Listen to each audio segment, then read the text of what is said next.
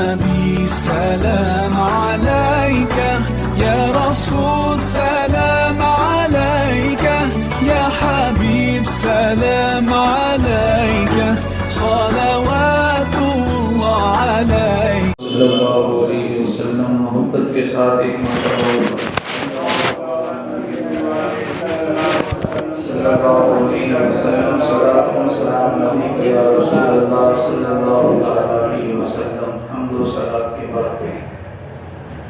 عزیز دوستو بزرگوں بھائیو السلام علیکم ورحمۃ اللہ وبرکاتہ۔ وعلیکم السلام ورحمۃ اللہ وبرکاتہ۔ مصطفیٰ صلی اللہ تعالی علیہ وآلہ وسلم میں اللہ رب العزت کی توفیق خاص سے میں اور آپ حاضری کی سعادت حاصل کر رہے ہیں۔ اللہ رب العزت آنے والے تمام بھائیوں کو قدم قدم پر برکتیں عطا فرمائے اور اللہ دارین کی نعمتوں سے مالا مال فرمائے۔ مہینہ ہے جمادی الاخری اور اس ماہ مقدس کو ہمارے بزرگوں نے ایک اور نام سے بھی یاد کیا ہے اور وہ ہے ماہ صدیق اکبر رضی اللہ تعالی عنہ۔ اس ماہ مقدس میں اس مہینے کی 22 تاریخ کو خلیفہ اول افضل البشر بعد الانبیاء حضرت سیدنا صدیق اکبر رضی اللہ تعالی عنہ کا یوم سعید ہے۔ اس لیے اس مناسبت سے اس پورے مہینے کو ماہ صدیق بھی کہا جاتا ہے۔ تو میں نے پہلے ہی تاریخ سے کوشش کی تھی کہ اس پورے مہینے میں انشاءاللہ جتنی اللہ کی توفیق ملے گی اس حساب سے میں پورا مہینہ صحابہ کرام رضوان اللہ تعالی علیہم مجمعین کے عنوان سے کچھ نہ کچھ باتیں عرض کروں گا۔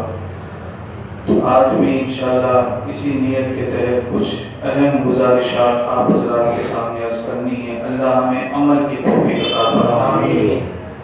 بڑی سنجیدگی کے ساتھ یہ عنوان آپ حضرات کے سامنے رکھ رہا ہوں اس لیے کہ ہمارے معاشرے میں ایک یہ مسئلہ پایا جاتا ہے کہ ہم کسی بڑے اسکالر کو سننا پسند کرتے ہیں، پھر چاہے اس کا طبقہ کوئی بھی ہو۔ کئی ایسے اسکالر آپ کو ملیں گے جو غیر مسلم ہے لیکن باتیں وہ اچھی اچھی کر لیتے ہیں، تو ہم اچھی باتوں کے تو قائل ہوتے ہیں، بری باتوں کو ہم ان کے منہ پہ مارتے ہیں۔ تو انسانی مزاج ہے کہ وہ اچھی باتیں، تربیتی باتیں اور دل کو چوٹ کرنے والی باتوں کو پسند کرتا ہے۔ تو اب آپ ذرا غور کریں کہ جو حضور علیہ الصلوۃ والتسلیم کے سامنے بیٹھتے رہے، ہم نے کئی بزرگوں کو ایسا دیکھا ہے کہ ان کے مریدوں پر ان کا اثر ہوتا ہے۔ ان کے مریدوں کو دیکھ کر لوگ کہتے ہیں کہ یہ فلاں پیر کا مرید ہے، یہ فلاں آستانے سے وابستہ ہے، کئی کپڑے ایسے پہنتے ہیں، کئی ٹوپیاں ایسے پہنتے ہیں، کئی کردار اور جو ہے وہ اطوار کے حوالے سے ان بزرگوں کی سیرت میں بالکل ڈل چکے ہوتے ہیں۔ تو اب ذرا آپ صحابہ کرام رضوان اللہ تعالی علیہم مجمعین کی زندگی پر غور کریں کہ یہ کسی اور کے پاس بیٹھنے والے نہیں بلکہ یہ نبی کے مختار کے پاس بیٹھنے والے لوگ تھے اور حضور کی صحبت کا فیض لینے والے اولین لوگ تھے جنہوں نے اپنے ماتھے کی آنکھوں سے حضور کا جلوہ جہاں دیکھا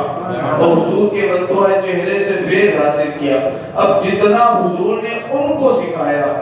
کیونکہ وہ اولین مخاطب تھے، حضور سے ڈائریکٹ فیض حاصل کرتے تھے، تو جو ان کا سینہ علم کے حوالے سے کھلا، عمل کے حوالے سے کھلا، ہدایت کے حوالے سے کھلا اور جس طریقے سے ان کو جو وہ فیض ملا وہ کسی اور کو نہیں مل سکتا، اس لیے کہ وہ حضور کے صحابی تھے اور صحابی اس شخصیت کو کہتے ہیں کہ جس کے مقام کو نہ قطب پہنچ سکتا ہے، نہ غوث پہنچ سکتا ہے، نہ کوئی ابدال پہنچ سکتا ہے۔ سارے زمانے کے اولیاء بھی مل جائے، صحابی کے قدموں کی خاک تک بھی نہیں پہنچ سکتے، ان کو صحابہ کہتے ہیں۔ وہ ایسے نفوس قدسیہ ہیں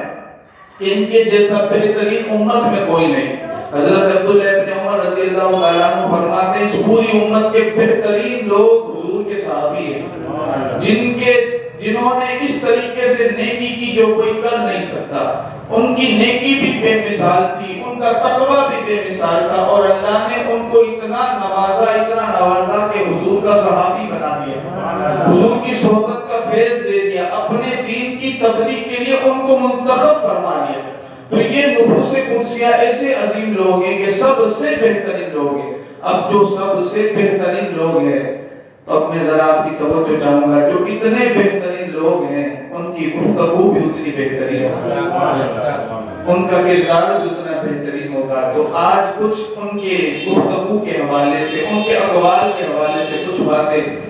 آپ حضرات کے سامنے رکھوں گا, اور بڑا سنجیدگی کے ساتھ ان اقوال کو اپنے نا سینے میں محفوظ کیجیے گا, اور اس پر عمل کرنے کی نیت انشاءاللہ ابھی سے ہی کر لیں. انشاءاللہ اس پر عمل بھی کرنا ہے, اس لیے کہ بہترین لوگوں کی بہترین باتیں ہیں, جس سے بہترین کوئی ہو نہیں سکتا. اتنے بہترین کہ اللہ فرماتا ہے رضی اللہ عنہم ورضوا عنہ, یہ میں ان سے راضی ہو گیا, یہ مجھ سے راضی ہو گیا. اب ذرا آپ ان سے راضی ہونے کا اعلان اللہ نے جس انداز میں بیان کیا, ذرا آپ اس پر بھی غور کر لینا تو ان کی فضیلت واضح ہوتی. یہ نہیں کہا کہ یہ مجھ سے راضی, میں ان سے راضی ہوں, کہا رضی اللہ عنہم, اللہ ان سے راضی ہے, یہ اللہ سے راضی ہے. کتنا اللہ ان سے راضی ہے کہ اللہ خود فرماتا ہے میں ان سے راضی ہوں. ہمارے یہاں کیا ہوتا ہے, ہم کسی سے راضی ہوں تو بندہ راضی ہوتا ہے.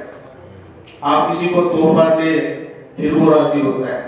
کسی سے ہنس کے ملے پھر وہ راضی ہوتا ہے. لیکن یہ وہ صحابہ کتنے مقدر والے, اللہ فرماتا ہے میں ان سے راضی ہوں, میں ان سے راضی ہوں, یہ مجھ سے راضی. اور پھر حضور نے کیا فرمایا, اصحابی کالنجوم, میرے صحابہ ستاروں کی مثل ہے,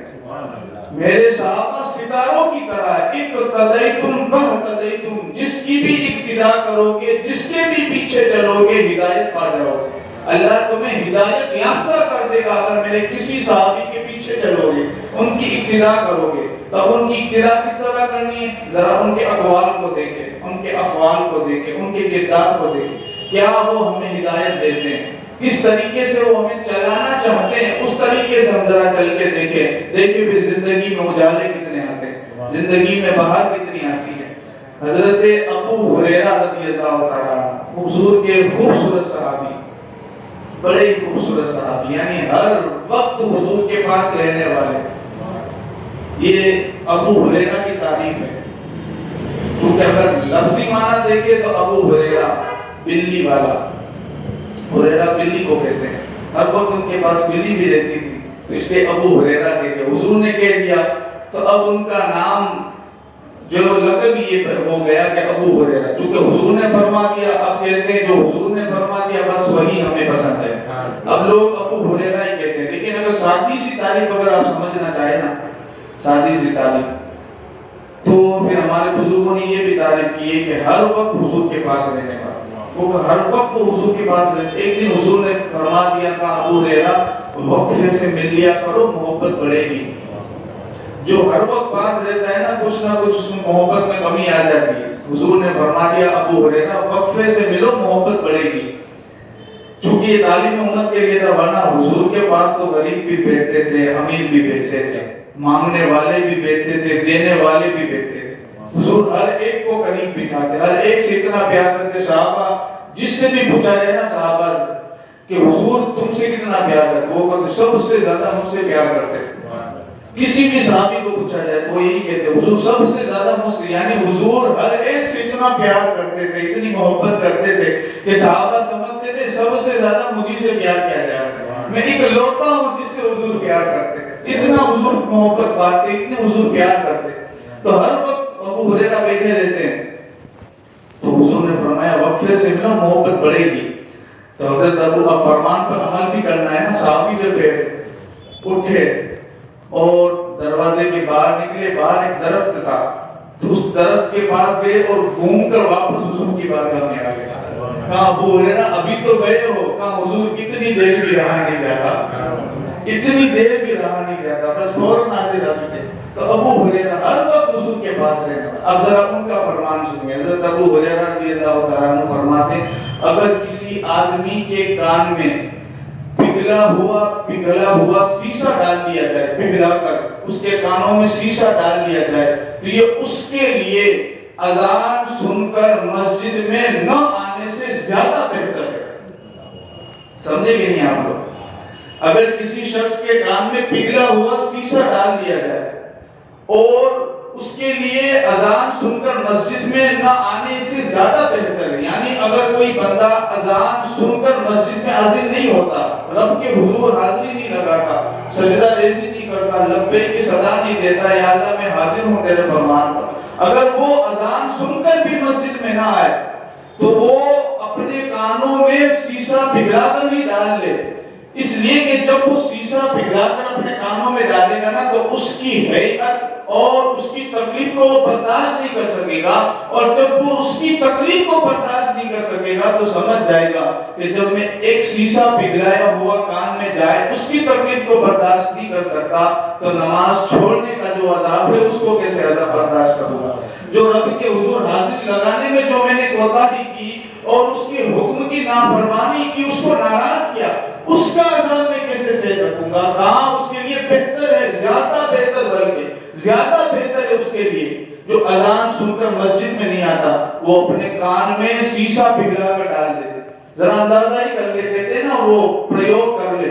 اسی طریقے سے پریوگ کر لے کہ اب میں اس کی تکلیف کو برداشت کر سکتا ہوں، اگر اس کی نہیں کر سکتا تو رب کے عذاب کو کیسے برداشت کرو؟ اذان سن کر جو مسجد میں نہ آئے،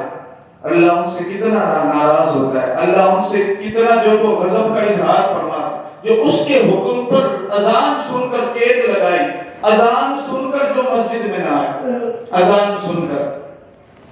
اب ذرا یہ بھی آپ غور کریں کہ جو اذان سن کر مسجد میں نہ آئے اس کے اوپر رب کا اتنا عذاب ہے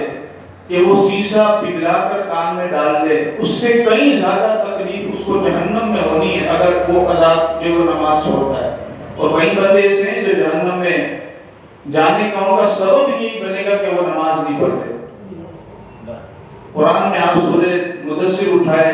جہنم میں اسے پوچھا جائے گا تم جہنم میں کیسے آئے، تو وہ کہیں گے لم نکو من المصلین، ہم نماز نہیں پڑھتے، نماز میں حاضر نہیں ہوتے تھے اس لیے عذاب میں ہوتے تھے۔ تو جو اذان سن کر مسجد میں نہ آئے وہ تو کتنے عذاب میں ہوتا ہے، تو جو اذان سن کر مسجد میں آ جائے پھر وہ کتنے ثواب میں ہوگا، وہ کتنے ثواب میں ہوگا۔ جو اذان سن کر فوراً یعنی دکان بھی چھوڑ دے، مکان بھی چھوڑ دے، موبائل بھی چھوڑ دے، گیم بھی چھوڑ دے، سارے کاموں کو چھوڑ کر اللہ اکبر کی صدا پر مسجد میں آ جائے، رب کے حضور سجدہ ریز ہو جائے تو پھر اس سے رب کتنا جو وہ راضی ہوگا اور اس کو کتنی عظمتوں سے برکتوں سے نوازنے والا۔ حضرت امام احمد بن حنبل رحمۃ اللہ تعالی علیہ کے زمانے میں ایک لوہار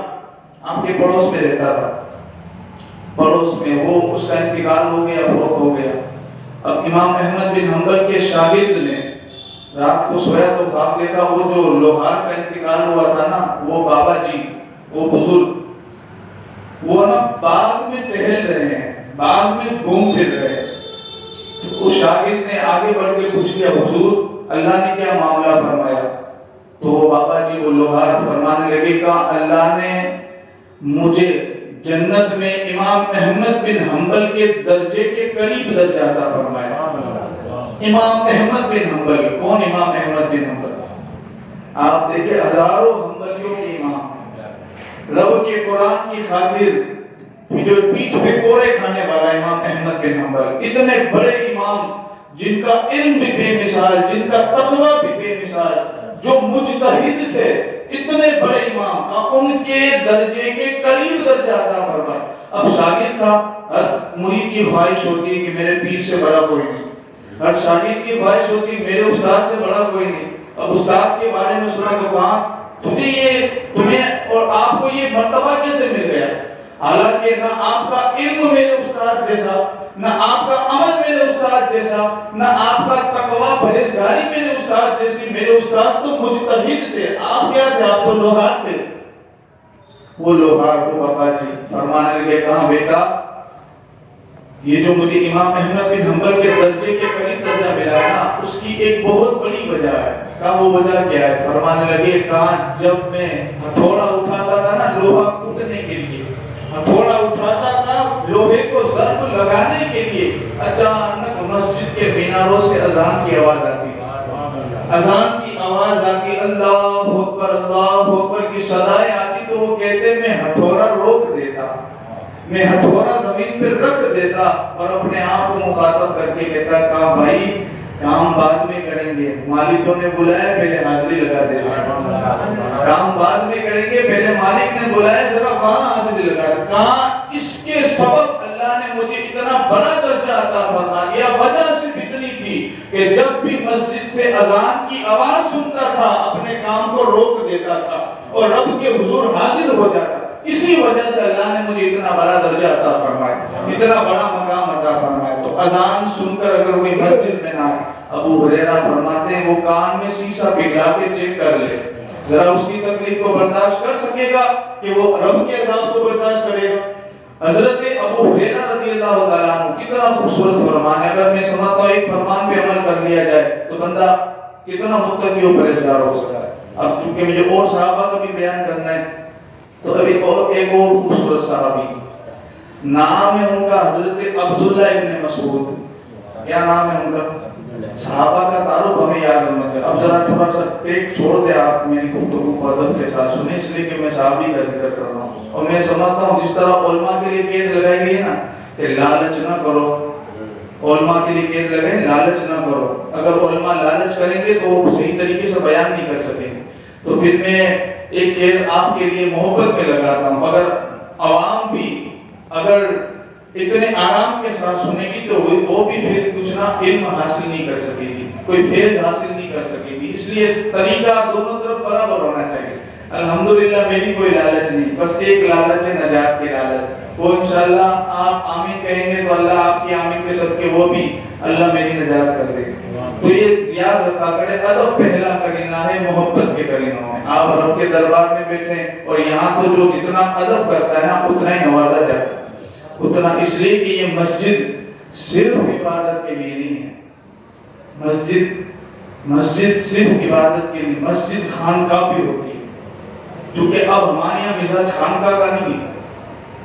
یہ خانقاہ نہیں ہے۔ اگر آپ ذرا حضور کی سیرت اٹھائے نا، حضور یہ ممبر شریف ہے نا، ممبر حضور اس پہ بیٹھ کے لوگوں کو علم سکھاتے تھے اور پھر اس کو کہتے ہیں محراب، پھر حضور یہاں اتر کے نا اسی علم کی مشق کرواتے ہیں، اسی علم کی۔ یہ مسجد عبادت کے لیے بھی ہے اور خانقاہ بھی، یہاں تربیت بھی ہوتی ہے، اگر یہاں تربیت بھی ہوگی تو کہاں ہوگی؟ اس لیے ذرا اللہ کو سلامت رکھے، ناراض نہ ہو، لیکن یہ سیکھنے کی بات ہے، ذرا اس پر بھی عمل کر لے۔ ادب والے بندے بڑے اچھے لوگ ہوتے ہیں، جب بندہ بندے کا ادب کرتا ہے تو اتنا اچھا لگتا ہے، اگر بندہ خدا کا ادب کرے، رسول کا ادب کرے، صحابہ کا ادب کرے، اہل بیت کا ادب کرے، اللہ کے پیاروں کا ادب کرے، بندہ بلکہ ماں باپ کا ہی ادب کر لے نا، صرف ماں باپ کا۔ اب چونکہ بات دور نہ نکلے، ایک بات چل رہی اس حوالے سے آ گئی تو کر دوں، سنیں گے آپ لوگ؟ اگر بندہ صرف ماں باپ کا ادب کر لے، ایک بہت بڑے امام ہے امام ابو قشیری رحمت اللہ کا، آپ نے رسالہ قشیریہ لکھا ہے، اللہ ہمیں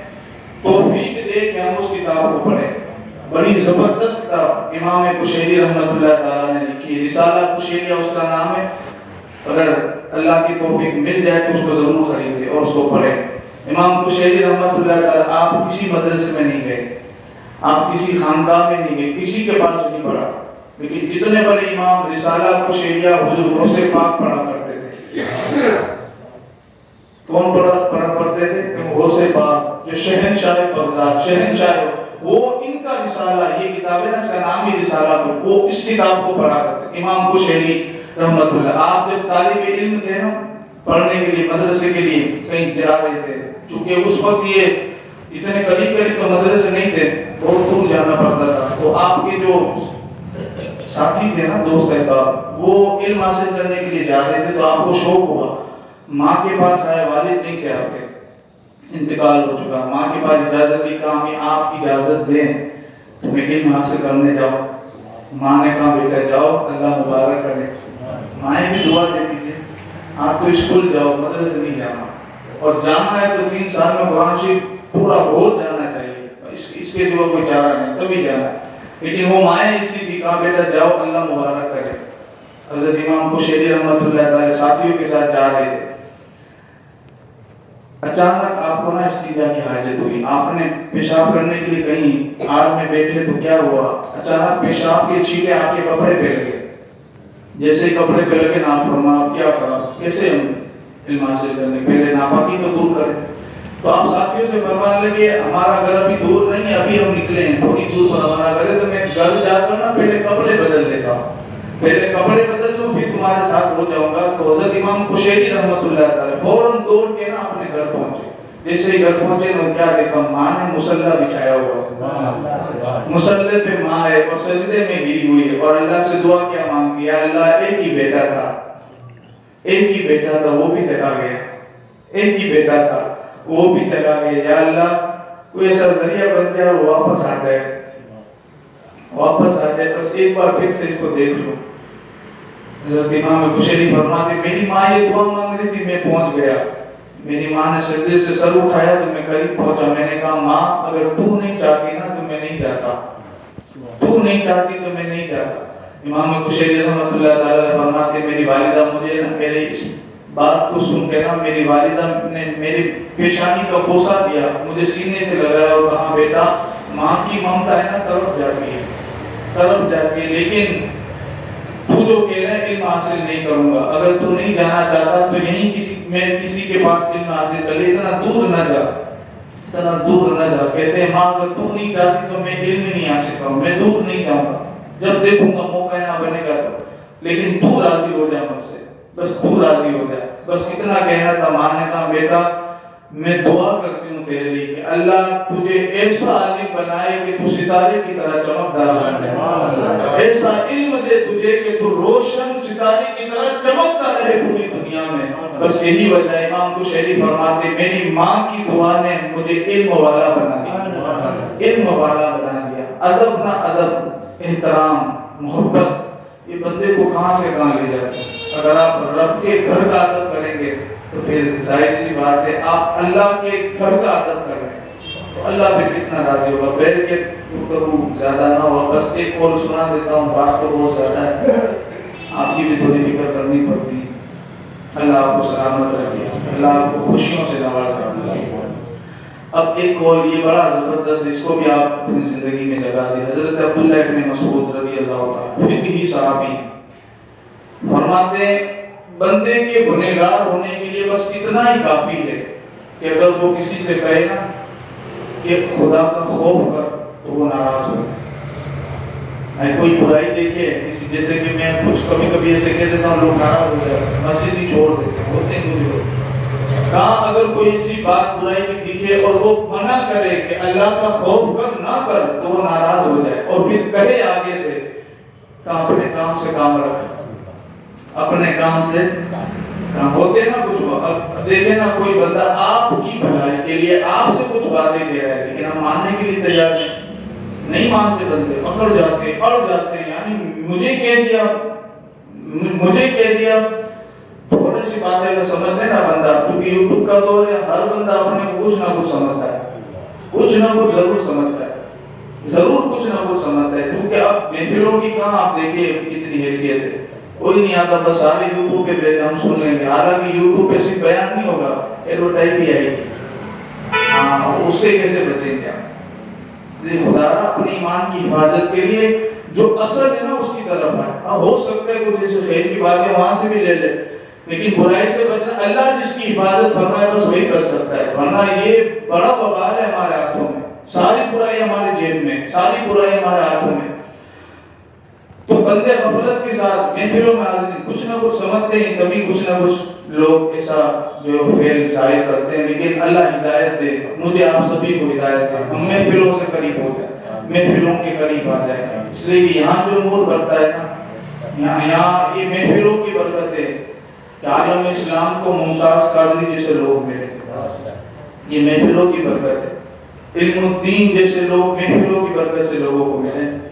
ذرا محفلوں کی طرف توجہ کرے تو یہ کہ محفلیں بڑا نواز کی، اس لیے کہ رب رسول کے نام کی میں شادی کا کارڈ ہے جب میں دیکھتا ہوں جو بندے عید میلاد کے دن میں اچھا کپڑا نہیں پہنتے نا، وہ بھی دوسروں کی شادی میں اچھا کپڑا پہن کے جاتے ہیں، سلایا ہوا، استری کرا ہوا، بالکل وہ اس کپڑے کو پہن کے، میں نے دیکھا ہے ایسے لوگوں کو۔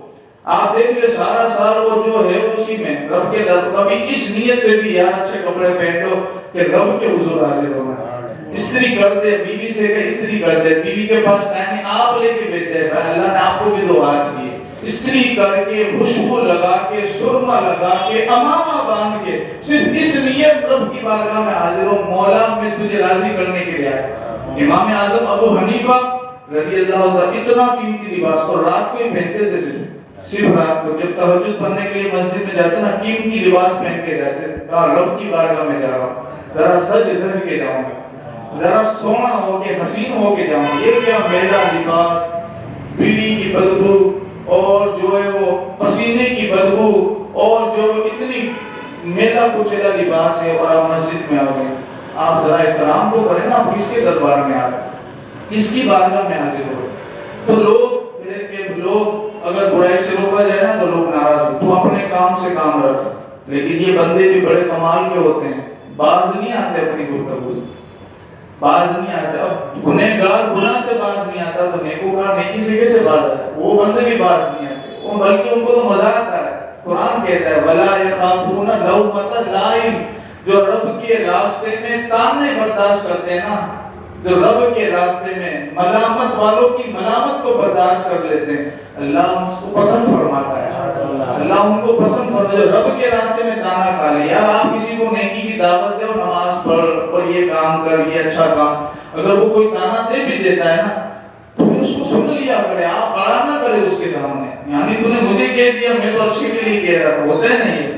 اڑا نہ کرے بھائی، اب یہ کھانا آپ نے کھایا کس کے لیے ذرا یہ تو دیکھیں نا، رب کے نام پہ کھایا، رب رسول کے نام پہ تانے کھانے کا بھی ایک الگ مزہ ہوتا ہے۔ حضرت عبداللہ ابن عمر رضی اللہ تعالیٰ عنہ جو غلام زیادہ لمبی نماز پڑھتا نا اس کو آزاد کر دیتے، لمبی نماز پڑھتے غلام آپ فوراً آزاد کر، کسی نے آ کر کہا حضور یہ آپ کو دھوکہ دے رہے ہیں، یہ فراڈ کر رہے ہیں، آپ کے ساتھ دھوکہ دے رہے ہیں، یہ اس لیے نماز پڑھتے ہیں کہ آپ ان کو آزاد کرتے، رب کے لیے نہیں پڑھتے۔ حضرت عبداللہ ابن عمر نے فرمایا کہا مجھے پتا ہے کہ یہ رب کے لیے نہیں پڑھتے کہ مجھے دھوکہ دیتے ہیں، لیکن جو رب کے نام کے دھوکہ دے نا وہ میں 1000 بار کھانے کے لیے دیا، ایک دفعہ نہیں 1000 بار کھانے کی، اس لیے کہ دھوکہ تو رب کے نام پہ دیا ہے اور رب کے نام پہ تانے بھی سن لو، اس میں بھی بڑا مزہ ہے۔ تو فرمایا وہ اس بندے کے گنہگار کے لیے اتنا ہی کافی ہے، اگر اس کو نصیحت کی جائے نا تو وہ اڑ جاتے ہیں، ناراض ہو جاتے ہیں، کہتے ہیں اپنے کام سے کام رکھو۔ ایک اور صحابی، چلو آخری قول بیان کر دو پھر گفتگو ختم، حضرت عبداللہ ابن عباس، یہ حضور کے چچا کے بیٹے ہیں جن کو حضور نے دعا دی تھی اللہ عبداللہ کے سینے کو علم سے روشن کر دے، اور پھر اللہ نے ایسا علم عطا فرمایا، ایسا علم عطا فرمایا، فقہی صحابی یہ بھی حضرت عبداللہ ابن عباس۔ آپ کا ایک قول ہے اور اس کو ضرور یاد رکھیے، آپ فرماتے ہیں اپنے بچے کو نماز کے لیے اٹھاؤ اگرچہ وہ ایک ہی سجدہ کر لے، اپنے بچے کو نماز کے لیے، بولے نا آپ لوگ، اپنے بچے کو نماز کے لیے اٹھاؤ اگرچہ وہ ایک ہی سجدہ، آپ پوری نماز بھلے نہ پڑھیں اگرچہ وہ ایک ہی سجدہ کر لے، اور اللہ صرف اللہ ہی کہتے سجدے میں جائے، ایک ہی سجدہ کر لے لیکن اس کو اٹھاؤ۔ ہمارے یہاں ہوتے ہیں مسجد میں بھیجتے تھے، جا جمعے کے دن تو بالخصوص جاؤ جمعے کی نماز جاؤ، یعنی پھر حیران کرتے رہے امام کو بھی، آپ دیکھتے ہوں گے، اب جمعے کے دن بھیجتے تھے۔ اب ایک بندہ مجھے ملا، وہ کہتا ہے میں مسجد میں بچے کو بھیجتا ہوں، آپ اس پہ دھیان دیں، آپ اس پہ دھیان دیں۔ میں نے کہا میں دوں گا، وہ بچہ آتا ہے نماز بھی اچھی پڑھتا ہے، میں دیکھتا ہوں، چلو اب نہیں آتا، پہلے آتا تھا، لیکن تھوڑے دن بعد وہ بندہ پھر مجھے ملا، وہ کہتا آپ میرے بچے پہ دھیان دیں، اس کو میں نماز کے لیے بھیجتا ہوں۔ میں نے کہا ٹھیک ہے۔ تیسری دفعہ جب وہ ملا نا تو کہا میرے بچے پہ دھیان دیں، میں نے کہا آپ بالخصوص دھیان دیں، آپ بالخصوص، میں بھی دھیان دوں گا لیکن آپ بالخصوص، آپ اس کی نا انگلی پکڑ کے اس کو لائیں، میں اتنی تلقین نہیں کر سکتا بھائی جتنا تلقین اس کا سگا باپ کر سکتا ہے۔ آپ اس کے ساتھ نماز پڑھے، یا باپ کا جو پریکٹیکل طریقہ بچے دیکھتے ہیں نا وہ عادت ان بچوں کے اندر بھی آتی ہے۔ آپ گالیاں بولے تو بچے بھی گالیاں بولتے ہیں، دیکھا ہوگا آپ نے، اگر آپ تصویر لے کے بیٹھے نا بچے بھی سمجھتے ہیں، کچھ نہ کچھ تو ابا جی پڑھ رہے ہیں تو وہ بھی کچھ نہ کچھ تو پڑھے گا، اگر جو نہ کری باپ کی عادت آتی ہے بچوں کے اندر۔ میں نے کہا آپ خود لے کے کہا میں اس مسجد میں نہیں آتا، میں اس مسجد میں کہا آپ کو کیا اختلاف؟ میں 25 سال ہو گئے کبھی اس مسجد میں قدم نہیں دیکھا. میں کہا اب یہ آپ کا نظریہ ہے، آپ کا نظریہ ہے، ورنہ میں تو یہ سمجھتا ہوں جسے اللہ توفیق دے وہی آتا ہے، جسے اللہ توفیق دے وہی. آپ کو اختلاف ہو آپ جانے میں کہتا، لیکن پھر بھی میں نے کہا میں جو نہیں کر سکتا وہ آپ کر سکتے. آپ اس کو انگلی پکڑ کے مسجد میں لائے، اس کو اچھے طریقے سے خود بھی پڑھے تاکہ وہ آپ کو دیکھ کے بھی نماز پڑھنا سیکھے. لیکن بس اب ایک ہی حال ہے، ہمارا مسجد میں بھیجتے تھے، نہ خود پڑھتے ہیں نہ بچوں کو صحیح طریقے سے پڑھاتے. بس مسجد میں آ کے بھی بچے کیا کرتے ہو آپ کے سامنے،